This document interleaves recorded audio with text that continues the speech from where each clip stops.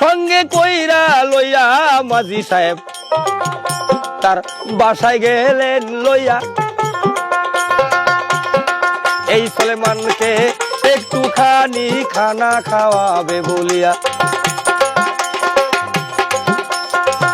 এই জাইল্লা বলছে এবার বাড়ি গিয়া বিবিকেই ডাকিয়া গো।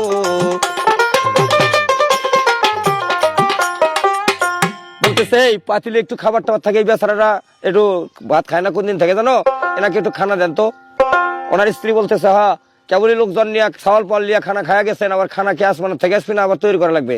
কয় আর অত বড় বড় কথা কও না, কয় খানা না থেকে করতে দেবো বলে পোড়া চেঁচড়া কিছুই নাই, কয় ছাগলের লাগিয়ে থুসি পোড়া চেঁচড়া খাবার গুলা, কয় ওইটুকুই এনে দাও, খায়া তো বসে মনটা বাসাক পরে ভালো করে আনতে খাওয়াও।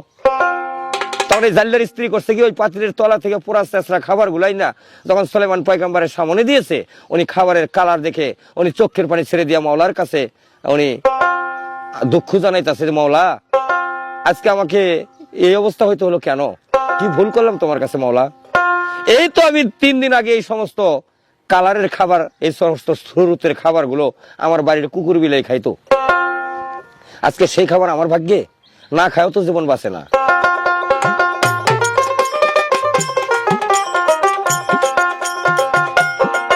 আল্লাহ নামটি লইয়া সুলেমান নবী ওই সব খানা খাইতাছেই তখন। খানা খাওয়ার শেষে জাইল্লার সঙ্গে তিনি সাগরে দিয়াছে রওয়ানা।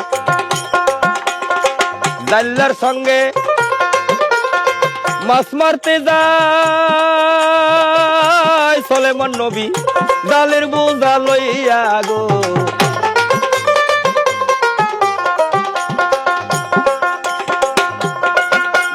যখন মাছ মারছে অনেক, মনকে মন মাছ মারতাছে,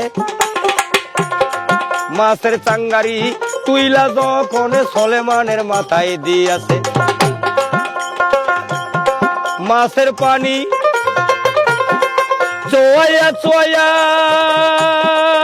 সুলেমানের সর্বন্ন শরীরে পড়তাছে গো।